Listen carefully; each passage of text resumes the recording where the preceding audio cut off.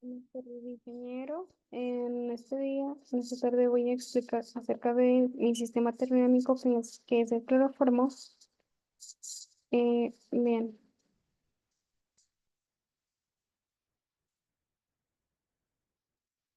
nada, el sistema termodinámico es el cloroformo, que es una molécula pequeña rígida, lo que lo convierte en un sistema ideal para el análisis termodinámico. Como podemos ver, el cuartil es de cuartil 1 y pues es completamente de acceso libre.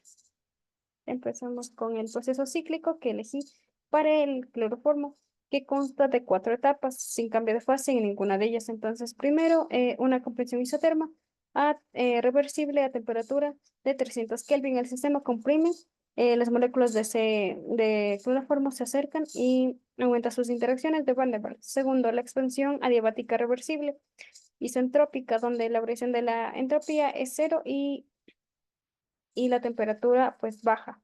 Entonces, tercero, aquí hay una expansión libre contra la presión externa constante, que es el proceso irreversible del ciclo. Entonces, como cuarto tenemos el calentamiento isobárico reversible, que cierra el ciclo, donde el calor es absorbido, que equivale a la variación de la entalpía. Como ciclo cerrado, variación de la entalpía es igual a cero. También es igual a cero la variación de la energía interna y la variación de la entropía, que aquí no es cero, sino que es mayor a cero por la irreversibilidad de la tercera etapa. Bien, aquí tenemos la diferencia macroscópica entre los procesos reversible y el irreversible. En los reversibles, las moléculas del cloroformo se ordenan cuasi estáticamente. Cada instante es un equilibrio. Los dipolos cambian de orientación de forma continua. Entonces, el número de microestados posibles varía suavemente. Entonces, como que cambia poco y no hay generación de entropía. Entonces, la variación de la entropía del universo es cero. Entonces, en la expansión libre irreversible ocurre lo contrario. Las moléculas ocupan el nuevo volumen de forma aleatoria. Entonces, los dipolos se desorganizan y también los microestados crecen drásticamente, por lo que Boltzmann entonces queda como la variación de la entropía, que es igual a la constante de Boltzmann por el logaritmo natural de, del número de microestados final sobre el inicial. Entonces, eso es mayor que cero. Hay un punto adicional, que en este caso es que pues al expandirse, el cloroformo vence atracciones intermoleculares reales captadas en el parámetro. Entonces, por lo que la variación de la energía interna también aumenta levemente. Esto hace que la generación de la entropía sea más pronunciada en un caso ideal. Entonces, la desigualdad de Clausius es la diferencial del sistema, que es mayor a la diferencial del calor sobre la temperatura. Tenemos también los potenciales termodinámicos, en donde la relación que uso es una identidad termodinámica exacta donde la derivada de la energía interna respecto al volumen a la temperatura constante es igual a T multiplicando por la derivada de la presión respecto a la temperatura a volumen constante menos la presión. Cuando sustituyo la presión de Peck-Robinson en esa expresión me aparecen nuevas contribuciones, un nuevo término repulsivo que depende de R y del parámetro B y otro término que depende cómo varía la T con la temperatura. El resultado de la ecuación energética de estado real del cloroformo es diferencial de la energía interna. Tiene una parte que depende de la temperatura a través de la capacidad calorífica volumen constante y una parte que depende del volumen a través de los parámetros de Peck-Robinson. Entonces, esa segunda parte es la que no existe en un gas ideal y es lo que captura las interacciones reales entre las moléculas del cloroformo. A partir de esa expresión, la diferencial de la energía interna, obtengo los 4 potenciales aplicando las transformadas del engendre, que básicamente son cambios de variables a variables naturales, sumando o restando los términos del tipo presión por volumen o temperatura, perdón, temperatura por entropía. Así obtengo la energía interna con variables como la entropía y el volumen, la presión, el potencial de Helmholtz con variables de la entropía y presión, y la de Eh, perdón, esa era la de la entalpía, y la de Helmholtz sería la temperatura y el volumen, y la de Gibbs sería la temperatura y la presión. Tenemos la de Helmholtz. El potencial que se asocia en este proceso irreversible es la de Helmholtz, porque las variables naturales son la temperatura y el volumen. Entonces, las condiciones de la expansión libre, eh, aquí la presión de Helmholtz se calcula integrando menos la presión diferencial del volumen, desde el volumen 1 hasta el volumen 2 a temperatura constante.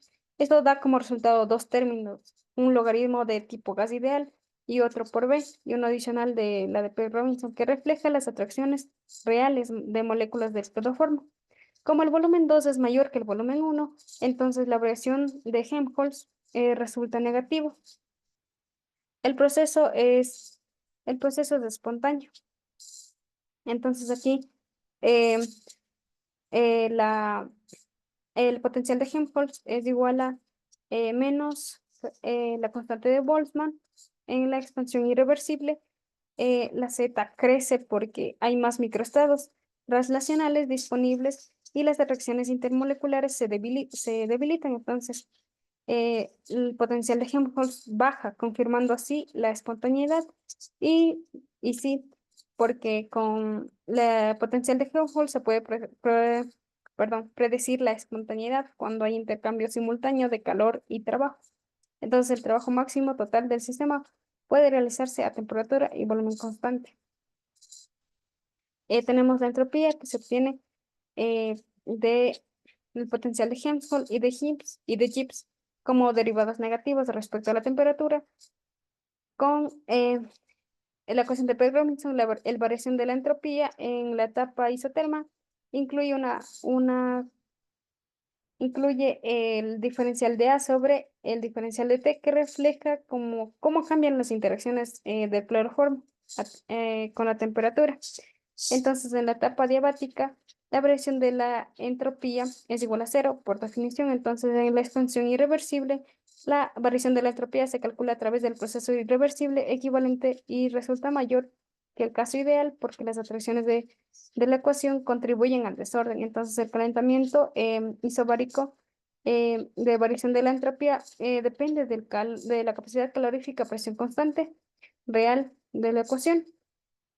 Tenemos un caso práctico que en donde usan la entropía de solvatación del cloroformo, calcula exactamente de estos potenciales para así predecir un fármaco que cruza la membrana lipídica.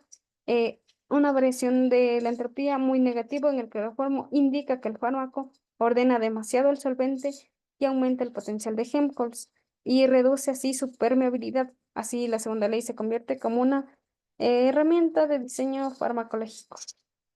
Tenemos aquí las relaciones de Maxwell que se obtiene de un principio matemático simple en donde yo aplico, por ejemplo, la energía de Helmholtz que depende de la temperatura y del volumen. Si la derivo primero con respecto al volumen y respecto a la temperatura, obtengo la variación de la entropía a temperatura constante.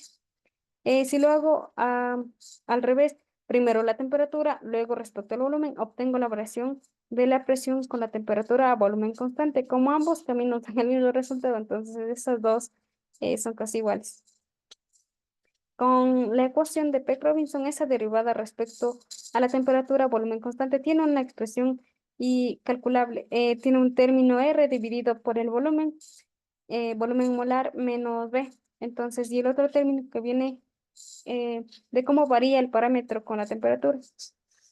Entonces, las otras tres relaciones tienen exactamente igual, aplicando los mismos razonamientos, la variación de la energía interna, la entalpía y la de Gibbs. Cada una de estas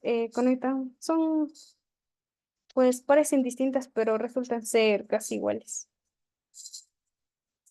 Y eso ha sido todo por hoy. Gracias.